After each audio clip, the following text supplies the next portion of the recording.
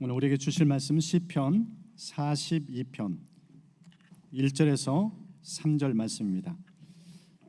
시편 42편 1절에서 3절 말씀 우리 한 목소리로 읽도록 하겠습니다. 하나님이여, 사슴이 시냇물을 찾기에 갈급함같이 내 영혼이 주를 찾기에 갈급하니이다.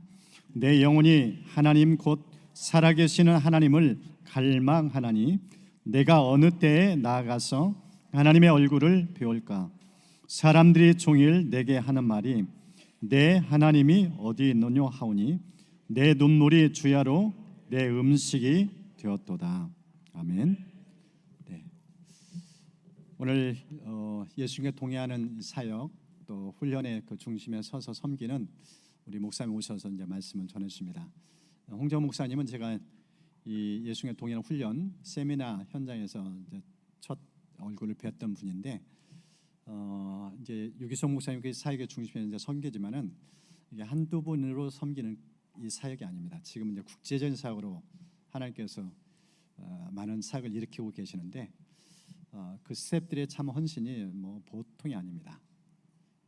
목사님 사역하는 현장은 뭐 한 교회에 이렇게 국한되지 않고요. 여러 교회 요청이 있을 때마다 이렇게 오셔서 말씀 전해주시고 또 훈련도 시키는데 목사님과 스케줄을 잡는 게 참 쉽지 않았습니다. 이미 스케줄이 여러 있었기 때문에 그래서 이렇게 일정 잡다 보니까 오늘 이렇게 오시게 됐습니다. 하나님께서 목사님 때는 또 무슨 말씀 전할지 좀 기대하고 또 이 설교 이후에 또 오후의 특강도 굉장히 중요합니다. 여러분 같이 사모하면서 함께 은혜 누렸으면 좋겠습니다. 목사님 나오실 때 큰 박수로 환영하도록 하겠습니다.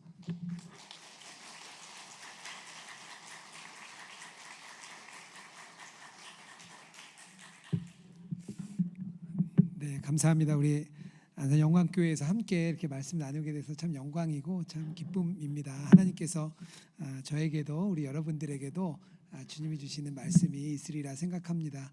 그리고 예수 동행을 저희가 전하는데요, 특별히 예수님과 친밀한 동행이 훈련으로 이루어지게 됩니다. 그래서 오늘 식사하시고 또 오늘 말씀 들으시고 하나님에 대한 갈망이 생기시는 분들이 좀 오시면 저희들이 조금 더 자세하게 안내해 드리도록 하겠습니다. 모든 사람들이 이렇게 갈망이 다 있습니다. 갈급함이라고 이야기하면 더 뭐 쉬울 것 같은데요. 저희 아이들이 셋이 있습니다. 3명의 아이가 있는데 대학생, 고등학생, 중학생이에요. 대학생 아이는 이렇게 이성 교제에 좀 관심이 많고요. 고등학생 남자아이는 아무래도 남자아이다 보니까 게임에 늘 아주 갈망이 있습니다. 그리고 막내 중학생 아이는 이제 뭐 음악을 듣는 걸 좋아해요. 그래서 뭐 걸그룹, 뭐 보이그룹 이런 거에 관심이 참 많습니다. 우리가 어떤 것에 하나 꽂히면 그거에 확 이렇게 갈급함이 막 생기거든요. 어떤 그 목사님 한 분이 레이라는 차를 하나 이렇게 좀 사고 싶어서 이제 차를 뭐 검색도 하고 이렇게 봤대요. 근데 그 다음부터 길거리에서 레이만 차가 보인다는 거예요. 그러니까 레이가 마음에 들어와서 막 갈망이 생기니까 계속 길거리 다닐 때마다 레이 차만 이렇게 보인다고 했습니다. 왜 그럴까요? 우리가 뭔가 이렇게 갈급해하고 갈망하고 왜 그럴까요? 그것은 하나님이 우리를 그런 존재로 만들으셨기 때문입니다. 하나님은 우리를 뭔가로 채워지지 않으면 안 되는 존재로 만드셨습니다. 그게 하나님이 우리를 창조하신 방식입니다. 그런데 성경은 이런 갈급함을 두 가지로 얘기합니다. 두 가지의 갈망이 있는데요. 하나는 공허한 영혼이 가진 갈망이고요. 하나는 갈급한 영혼이 가진 갈망입니다. 이게 좀 달라요. 뭐냐면 공허한 영혼은 자연인을 말합니다. 우리가 얘기하는 믿지 않는 사람들. 그런 분들은 마음이 늘 공허해요.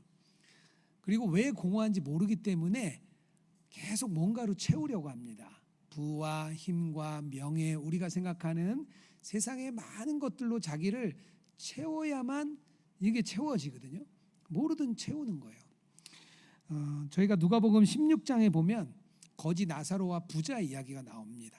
그 부자가 계속 파티를 많이 열었던 것 같아요. 사람들을 초대해서 잔치를 이렇게 많이 열었습니다. 부자가 자색 옷과 고운 베옷을 입었다 이런 말이 나오는데요. 성경에서 옷은 보통은 정욕을 말합니다. 부자는 정욕이 있었던 거예요. 정욕을 입고 자기의 갈급함을 채우기 위해 파티와 잔치를 열었습니다. 그게 바로 공허한 영혼의 상태에 있습니다.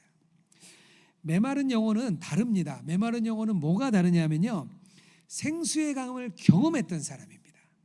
한마디로 복음을 듣고 그 은혜를 누렸던 사람이 메마른 영혼입니다. 그런 메마른 영혼은 그래서 신앙의 한 단면이에요. 우리가 신앙생활할 때 메마름이 있잖아요. 막 나는 너무 메마른 것 같아.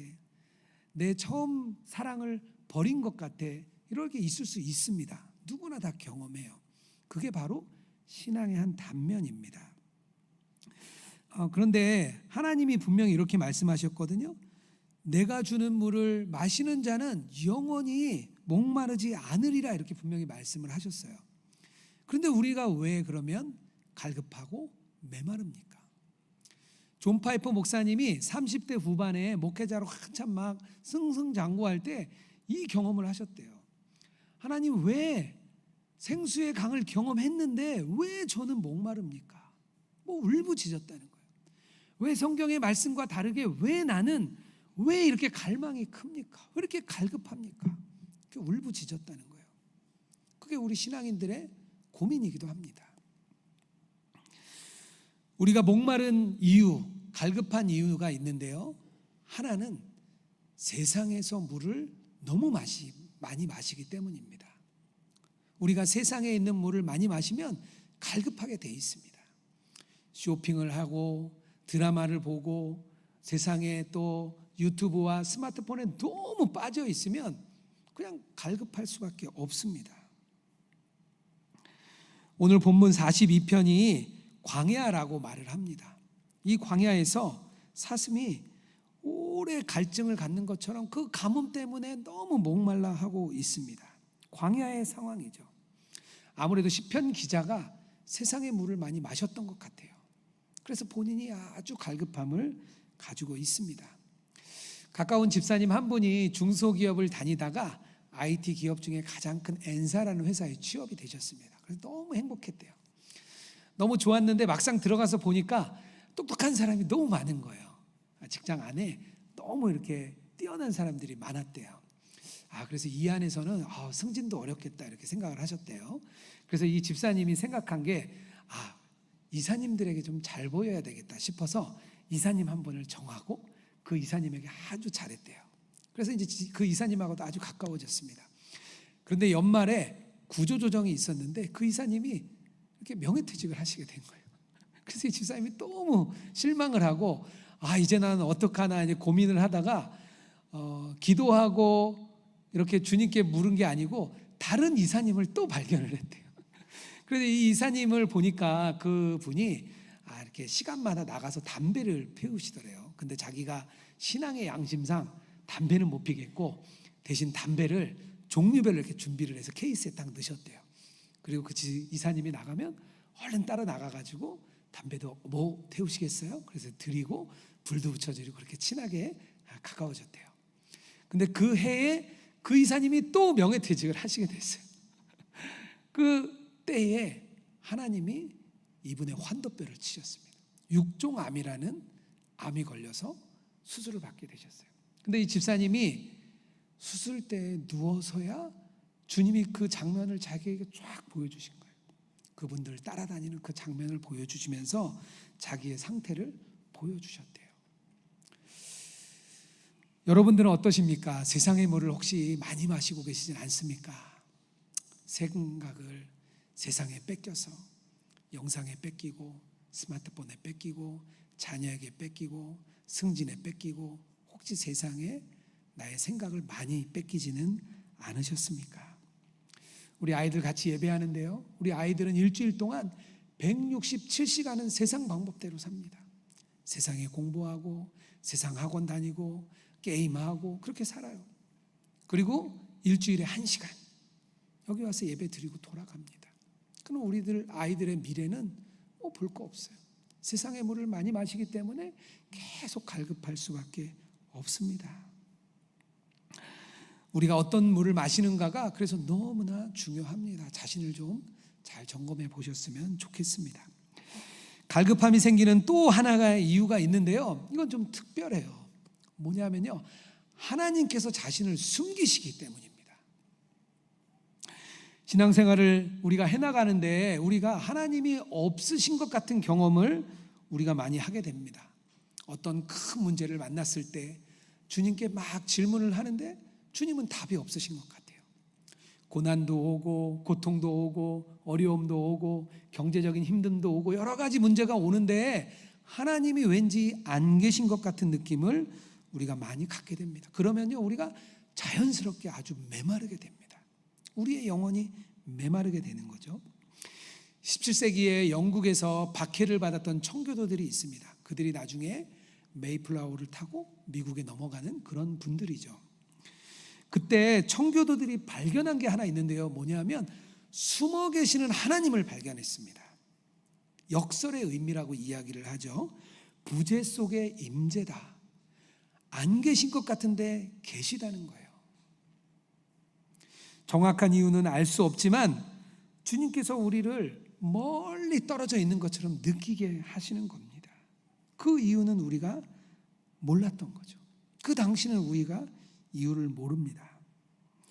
오히려 떠남으로 인해서 가까워지는 사례도 있어요. 뭔가 가까운 사람이 멀리 떠났을 때 더 그립고 더 보고 싶고 더 생각나는 경우가 있습니다. 제가 연초에 호주에 세미나가 있어서 혼자 이렇게 다녀왔어요. 우리 아이들 또 아내들 떨어져 있는데요, 한 2주 떨어져 있으니까 너무 아이들도 보고 싶고 아내도 보고 싶고 떨어져 있으니까 오히려 막 더 보고 싶은 거예요. 실제로 하나님께서는 우리를 사실을 떠나지 않으십니다. 하나님께서는 우리가 주님을 우리의 구주로 영접할 때 우리 안에 오셔서 절대 떠나지 않겠다고 약속을 하셨어요. 히브리서 13장 5절입니다. 내가 결코 너희를 버리지 아니하고 너희를 떠나지 아니하리라. 구름이 아무리 많이 껴 있어도 우리가 낮에는 태양이 있다는 것을 알죠. 태양이 절대 없지가 않습니다. 그냥 구름이 껴서 안 보이는 거죠. 하나님께서 이렇게 우리 안에 오셔서 떠나지 않으시는데 보이지 않으시는, 없으신 것처럼 느끼게 하시는 이유는 우리와 지속적인 관계를 갖기 원하시기 때문입니다. 오늘 1절 말씀입니다. 내 영혼이 주를 찾기에 갈급하나이다. 하나님이 이걸 원하시는 거예요. 한 번 물을 마시고 다 끝났다. 나 구원받았다. 이제 나 끝났어. 이게 아니라 늘 주님과 함께하길 원합니다. 늘 예배 자리에 찾아오고 늘 기도의 자리에 찾아오고 이렇게 주일마다 와서 예배 드리길 원하시는 거예요. 올 때마다 나를 만나기 원하시는 게 주님의 마음입니다. 그 주님과의 친밀한 인격적 교제를 위해서 하나님이 우리에게 갈급함을 오히려 허락하십니다. 누가복음 2장에 보면 예수님께서 태어나던 시기에 아셀 지파의 안나라는 여선지자가 나옵니다. 이 여선지자는요, 결혼한 지 7년 만에 과부가 됩니다. 그때 당시에 과부가 되면 다시 여러 번 결혼을 했어요. 여성들은 직업을 얻을 수 없기 때문에 남편을 얻어서 결혼을 해서 다시 살아갔습니다. 그런데 이 특별하게 이 안나라는 선지자에게는 하나님이 그걸 허락하지 않으세요. 너는 성전에서 기도하고 금식해라, 이렇게 말을 합니다. 그리고 이 여인이 84세가 될 때까지 성경에 보면 계속 교회에 있었다고 나옵니다. 이분에게는 몇 살에 결혼을 했는지 모르겠어요.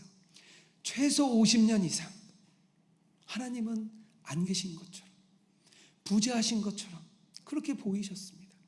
그런데 예수님이 탄생하고 안나가 예수님을 만나고 예수님을 축복합니다. 그리고 하나님은요, 안나라는 이름을 기억하고 싶으셨는지 성경에 안나라는 여인을 기록해 놓으셨습니다. 이 안나라는 여인에게 하나님은 보이지 않는 하나님, 부재하신 하나님, 없으신 하나님 같았지만 하나님은 떠나지 않으시고 늘 우리 안나라는 선지자와 함께 계셨던 거죠. 여러분은 어떠십니까? 숨어 계신 하나님을 향한 갈급함이 있습니까? 지금 내 환경이, 내 인생이 혹시 이해할 수 없는 여러 문제들로 혹시 가득 차서 하나님을 갈급해하고 계십니까? 어떤 일이 일어나고 있는데 왜 하나님은 답이 없으시고, 나의 이 아픔과 고난에 왜 하나님은 답이 없으시지? 그런 답답함이 있으십니까? 그런 분들에게 부재 속의 임재를 경험하는 여러분 되기를 주님의 이름으로 축복합니다. 그렇다면 이 메마른 영혼이 어떻게 하면 이 갈급함을 채울 수 있을까요? 이게 중요하겠죠. 제가 앞에 나눈 얘기 다 잊으셔도 돼요. 지금부터 제가 나누고자 하는 두 가지를 좀 꼭 기억해 주셨으면 좋겠습니다. 어떻게 하면 이 갈급함을 채울 수 있을까? 오늘 본문에서 두 가지를 얘기합니다. 첫 번째는 하나님을 가까이 하는 거예요. 오늘 2절 말씀을 제가 표준 세번역으로 읽어보겠습니다. 내 영혼이 하나님 곧 생명의 하나님을 갈망하니 언제 내가 나아가서 하나님을 배울 수 있을까? 우리가 갈망하는 이유는 하나님께서, 성령님께서 우리 안에 오셔서 늘 우리와 함께 하시기 때문입니다. 우리가 이렇게 교회 올 때, 예배할 때 예수님이 계시고 성령님이 우리 안에 계시다가 우리가 문 밖을 나가는 순간 예수님은 잊어버리고 없어지시고 내 안에 함께 안 하신 것 같고, 교회 모임을 함께 할 때는 예수님이 계시고 그 외에 직장 생활할 때는 안 계시고, 그런 게 아니에요. 우리 안에 오셔서 늘 좌정하시고 늘 계십니다. 근데 우리 마음에 두 가지가 있죠. 하나는 내 자아, 계속 갖고 있던 내 자아와, 또 하나는 예수님이 우리 안에 오셔서 계십니다. 나의 자아는 늘 세상을 따라가요. 우리 육신을 따라 우리 세상으로 갑니다. 그래서 계속 세상에 우리의 생각을 뺏기게 됩니다. 세상의 모든 생각을 뺏기는 거예요. 그래서 세상의 물을 자꾸 마시게 합니다. 그런데 우리가 예수님은, 우리 안에 오신 예수님을 늘 생각하고 따라가고 가까이 하면 우리가 예수님과 아주 친밀함을 느끼게 됩니다. 하나님과 아주 가까워지는 거죠. 예수님도 하나님을 가까이 하신 분입니다. 누가복음 6장 12절에 이런 말씀이 있어요.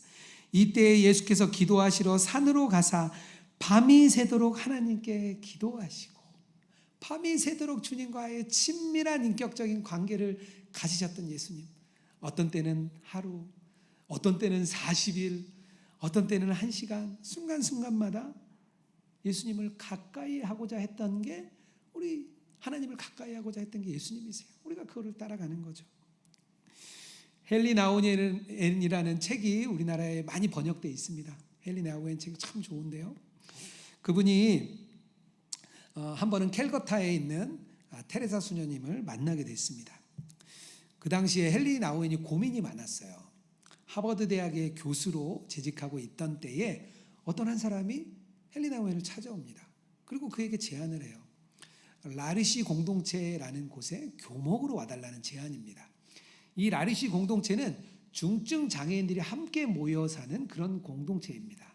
한 30여 명 정도가 함께 살고 있는 그런 공동체예요. 그런 곳에 하버드 대학이라는 전 세계에서 가장 좋은 교수의 자리를 내려놓고 교목으로 와달라는 거예요. 당연히 고민이 많이 생겼죠. 직장 생활을 열심히 잘하고 있는데 만약에 찾아와서 목사님이 여러분들에게 교회 간사님으로 좀 섬겨주세요, 이렇게 얘기하면 얼마나 고민되겠어요. 그죠? 그런 고민을 갖고 있었던 때입니다. 그래서 테레사 수녀님께 얘기를 한참 했어요. 내가 얼마나 큰 고민이 있고 이 문제가 얼마나 큰 일인지 한참 얘기를 했습니다. 그런데 테레사 수녀님이 이렇게 얘기를 하셨어요. 글쎄요, 하루에 1시간씩 주님을 사모하며 보내고 잘못인 줄 아는 일을 전혀 하지 않는다면 아무 문제 없을 것입니다. 이렇게 아주 생뚱맞은 대답을 해줬어요. 그런데 그 대답이 헨리 나우엔의 마음을 울렸습니다. 그래, 주님을 가까이 하는 거지. 하나님을 가까이 하면 하나님이 답을 주시겠지. 그래서 그가 하나님께 묻고 하버드대 교수직을 내려놓고 라르시 공동체로 들어가서 그의 마지막 생애가 끝날 때까지 그 속에서 사역을 합니다. 저희는 예수님과 친밀한 동행을 이렇게 훈련하고 경험시켜드리기 위해서 예수동행 일기를 쓰도록 합니다. 저녁마다 이렇게 앉아서 예수님을 의식하고 생각하고 하루 동안 어떻게 보냈는지 이렇게 일기를 쓰게 합니다. 그렇게 동행일기를 쓰다 보면 우리 내면에 어떤 일이 있는지 알게 됩니다. 우리의 내면은 늘 나에게 관심이 있어요. 내가 해야 되고 내가 열심히 해야 되고 내가 좋은 사람이 돼야 되고 내가 내 노력으로 뭔가 내 세상에서 자리도 잡아야 되고 이 어려움도 난간으로 내가 풀어나가야 되고 나에게만 집중하게 만듭니다.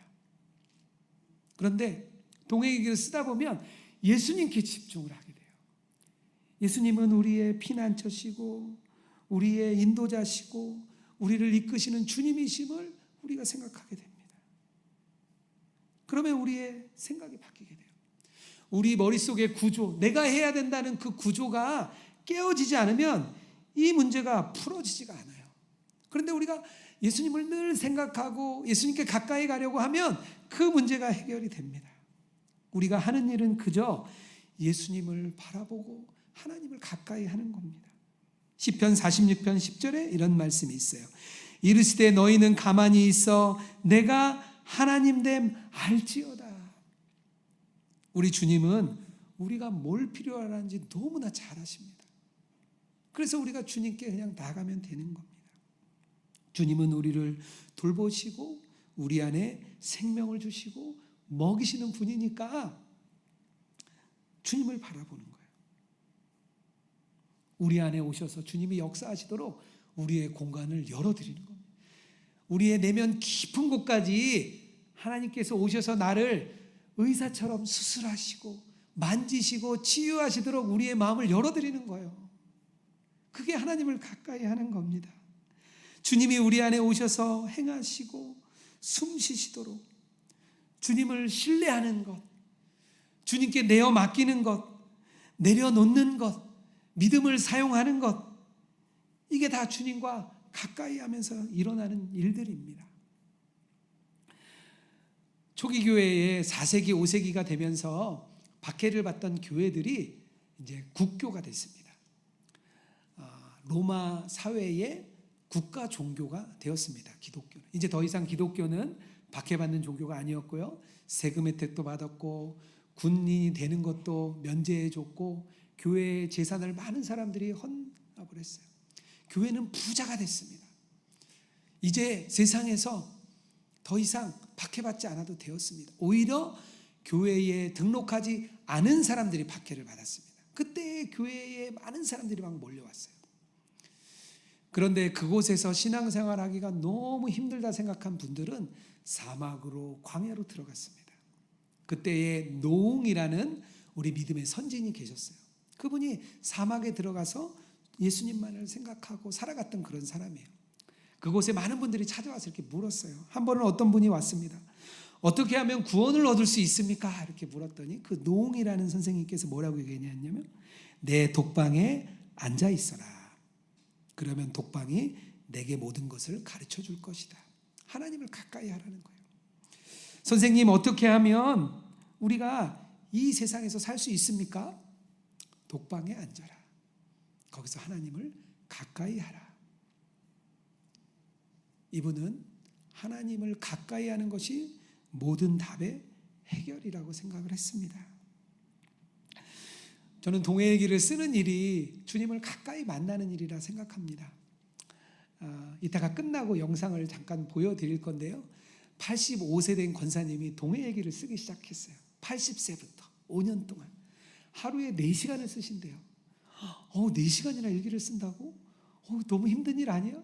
근데 이 권사님은 그 시간 동안 주님을 만나는 시간이래요. 주님과 아주 가까이 되는 시간을 4시간을 보내서 너무 행복하시다는 겁니다. 동해의 길을 써보면 우리가 얼마나 주님을 놓치고 살았는지 알게 되고요.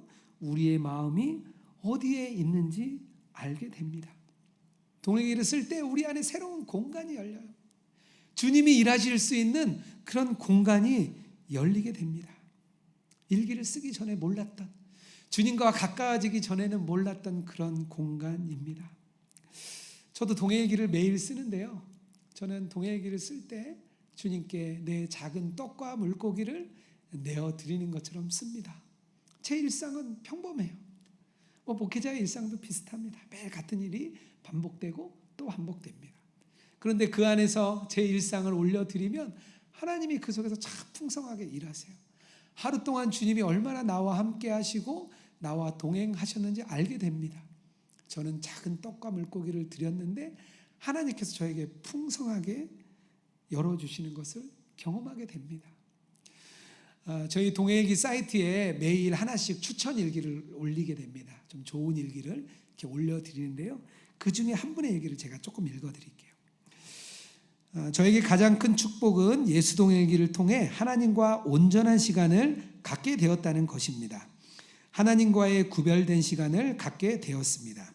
그랬더니 이제 더 이상 사람으로 인한 외로움은 완전히 사라졌습니다. 지금껏 살면서 하나님과의 시간을 구별한다는 것을 해보지 못했는데 예수동의 일기를 쓰다 보니 하나님께서 마음을 주셔서 기도하게 되었고 그 다음에는 말씀 읽게 되었고 이제는 말씀을 암송하게 되었습니다. 세상이 알 수 없는, 세상이 줄 수 없는, 그 어떤 사람도 줄 수 없는 영혼의 기쁨이 충만해집니다. 임신과 육아로 그리고 코로나로 어려웠던 시기에 저에게는 온전히 하나님과 만나는 교제의 축복의 날들이었습니다. 하나님 아버지 너무 감사합니다. 이렇게 일기를 쓰셨어요. 우리 사랑하는 성도 여러분, 하나님을 가까이 하시길 바랍니다. 하나님은요, 여러분 안에 오셔서 지금도 여러분하고 아주 가까워지고 친밀해지기를 원하십니다. 그래서 여러분들 안에 갈망을 주십니다. 주님을 계속 주목하고 나가는 저 여러분 되기를 주님의 이름으로 축복합니다. 한 가지가 더 있는데요. 그것은 뭐냐면요, 자기 자신에 대해 애통하는 마음입니다. 오늘 시편 기자의 3절 말씀을 표준세 번역으로 제가 읽어보겠습니다. 사람들은 날마다 나를 보고 너의 하나님이 어디 있느냐 하고 비웃으니 밤낮으로 흘리는 눈물이 나의 음식이 되었구나. 시편 기자는 사탄의 참소 때문에 너무나 힘들었어요. 힘들고 어렵고 답답한 환경에 사단이 너의 하나님 어디 있느냐, 이스라엘이 아수르에 망하고 바벨론이 쳐들어와가지고 나라가 망할 지경에 이르렀는데 너의 하나님은 어디 있냐, 이렇게 얘기하는 것에 시편 기자가 너무나 안타까웠습니다. 너를 도울 자는 없다, 너와 함께하는 그런 신은 없다, 야훼 하나님, 그런 하나님은 없는 거야, 이렇게 이야기를 하는 것입니다. 우리도 마찬가지죠. 우리가 세상의 일로 고통스러울 때, 우리가 자녀의 일로 너무 힘들 때, 재정적으로 또 육신의 아픔으로 너무 힘들 때 우리의 마음이 무너집니다. 그런데 사단이 오죠. 그래, 야, 그렇게 네가 잘 믿던 그 하나님 어디 있냐? 너가 이렇게 어려운데 왜 안 도와주시니? 너가 이렇게 아픈데 왜 안 도와주니? 너의 자녀가 이렇게 힘든데 너의 하나님은 어디 있니? 사단이 우리에게 막 참소를 합니다. 우리의 눈물이 음식이 됐다. 시편 기자의 말이 우리의 마음이죠. 그런데 하나님은 이때가 준비가 되었다는 거예요. 이런 마음을 가진 사람들, 자신에게 애통해하는 사람들, 하나님이 아니면 해결할 수 없는 애통한 가운데 있는 사람들, 그런 사람들을 하나님은 이제 준비가 되었구나, 내가 너에게 그 갈망을 채워줄 준비가 되었구나, 은혜를 받을 준비가 되었구나, 나와 함께 교제할 준비가 되었구나, 나와 함께 이 친밀한 은혜를 누릴 준비가 되었구나, 하나님 그렇게 말씀을 하시는 거죠. 저희는 목회자들 대상으로 많이 교육하고 훈련하는 일을 합니다. 그런데 한 번은 저희가 목회자 아카데미를 열었는데요, 코로나 때 줌으로 이렇게 열게 됐습니다. 한 선교사님이 이렇게 참석을 하시게 됐어요. 여자 선교사님이 참석을 하시게 됐는데 당일날 아침에 전화를 이제 주셨어요. 그래서 자기가 좀 드롭을 해야 되겠다, 못하겠다 이렇게 얘기를 하셔서 제가 왜 그러신지 좀 자세히 물었어요. 그랬더니 본인이 우울증을 심하게 앓고 있는데 요즘 너무 어렵다는 거예요. 그래서 이 훈련을 못 받겠습니다 이렇게 말씀을 하셨어요. 그런데 제가 좀 안타까운 마음이 들어서, 선교사님 어차피 우리가 줌으로 하니까 얼굴 보이지 마시고 그냥 음성만, 말씀만 좀 들으시면 좋을 것 같습니다. 그랬더니 그렇게 하시겠대요. 아침 10시부터 저녁 5시까지 하루 동안의 강의를 쭉 들으셨습니다. 말씀을 쭉 듣고 끝나고 연락을 주셨어요. 하나님이 좀 힘을 주셔서 한번 그 다음 날까지 한번 맞춰보겠다고 이렇게 말씀을 하셨어요. 그리고 저희가 동해일기를 함께 쓰는 나눔방이 있는데 거기도 빼달라고 했는데 그냥 다시 넣어달라고 얘기를 하셨어요. 그래서 다시 이렇게 넣어드렸습니다. 이 선교사님이 마음에 울림이 있어서 처음 이제 동해일기를 쓰는 여러 사모님들과 함께 쓰는 그 나눔방에서 자기의 상태를 오픈하셨습니다. 우울증으로 어려워하고 선교 사역도 안 되고 남편과의 갈등을 쭉 나눠주셨습니다. 그런데 감사하게도 우리 함께하는 사모님들이 막 댓글로 격려를 해주셨어요. 선교사님, 우리가 응원합니다. 우리가 기도합니다. 이렇게 응원을 해주셨어요. 한 달 동안 일기를 쭉 쓰면서 많은 그 사모님들이 격려해 주는 것 때문에 이 선교사님이 살아났어요. 우울증으로 인해 너무 힘들었던 마음이 살아났습니다. 자기의 연약함을 드러내고 준비하니까 오히려 살아난 겁니다. 그뿐만 아니라 함께했던 우리 사모님들도 살아났어요. 그 동해일기 나눔방이 제일 뜨거웠어요. 계속적으로 2년 동안 지속이 되었습니다. 우리가 하나님께 더 가까이 가면 사실 우리는 더 갈급하고 애통해집니다. 하나님은 빛이시고 우리는 어두움이기 때문에 하나님께 가까이 갈수록 우리는 사실 더 애통해한 거예요. 우리 안에 그 애통한 마음이 있습니다. 사도 바울이 자기 생의 마지막에 이렇게 표현했습니다. 디모데전서 1장 15절이에요. 그리스도 예수께서 죄인을 구하시려고 세상에 임하셨다 하였도다. 죄인 중에 내가 괴순이라. 왜 그럴까요? 하나님께 더욱 가까이 가니까 죄인인 게 너무 드러나는 겁니다. 가슴 찢는 애통함, 갈급함, 그게 준비된 사람에게 하나님께서는 그 영혼을 채우십니다. 그 영혼을 만족해 하시는 게 하나님의 방법입니다. 저희 예수동행 운동 사역이 코로나가 끝나면서 더 많이 좀 확장이 됐습니다. 코로나 때 아무래도 우리 성도님들 안에 많은 갈급함이 계셨던 것 같아요. 그래서 그전에는 저희가 목사님들을 주로 이렇게 모아서 훈련을 했는데 지금처럼 이렇게 교회를 다니면서 예수동행 훈련을 열어드리고 또 말씀도 전하는 사역을 하고 있습니다. 작년 6월부터 한 1년 좀 넘었는데 매주 다른 교회를 가요. 참 어려운 일이에요. 여러분들이 부러워요. 매주 다른 교회 가는 거는요 참 힘든 일이더라고요. 그래도 가는 곳마다 교회마다 참 은혜도 있고 성도님들의 간증도 듣고 하니까 참 힘이 있습니다. 집에 돌아가는 저녁이 되면 꼭 근데 주님이 저에게 주시는 마음이 있어요. 그래서 너는 정말 예수님과 동행하고 있느냐? 이런 일을 전하는 너는 정말 예수님과 가깝느냐? 그걸 저에게 늘 물어보십니다. 우리 함께하는 우리 예수동행 운동 팀들이 있는데요. 저희 위지엠 팀들 사역자들이 12명이 있어요. 요즘 제 별명이 부장님이에요. 저희 부장님 같은가 봐요.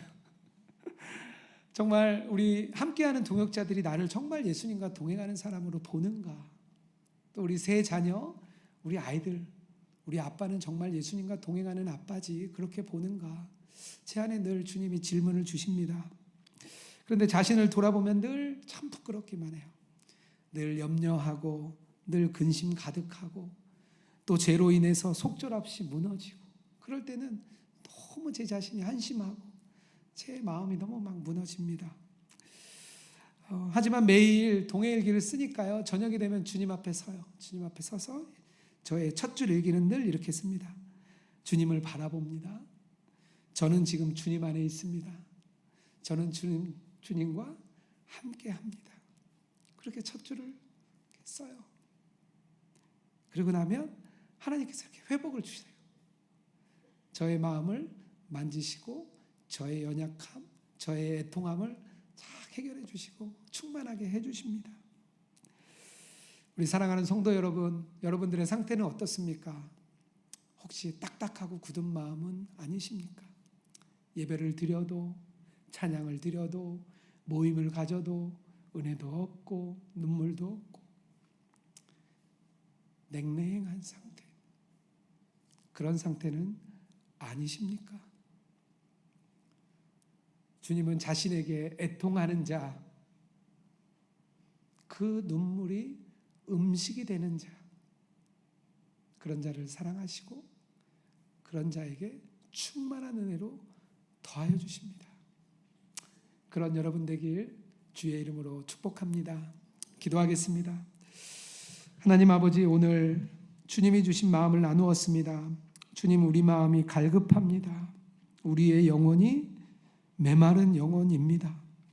우리가 정말 하나님을 가까이 하기 원합니다. 늘 함께 하시는 주님을 바라보게 하여 주시옵소서. 우리의 여러 어려움, 우리의 삶의 고난, 많은 문제들이 있습니다.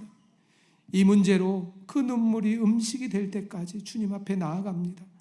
나의 애통함을 보시고 주님께서 충만하게 채워주실 줄 믿습니다. 정말 하나님을 만나고 갈망하는 우리 모든 영광교회 교우들 되기 주님 축복하여 주시옵소서.